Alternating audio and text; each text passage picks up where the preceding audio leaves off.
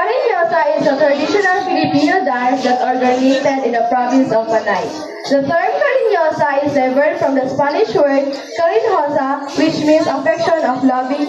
Karinyosa is a classical Filipino dance that elegance, poise, and romance. This traditional courtship is characterized by gentle, flowing movements that assist in a deep of affection of devotion. Karinyosa is more than a just dance, it's a celebration of love, passion, and commitment.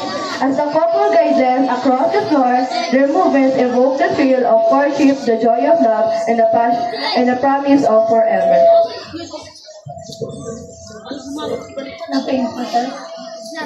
Salubungin natin ng masigabong palakpakan ang mag-aaral na mula sa Baitang Camp.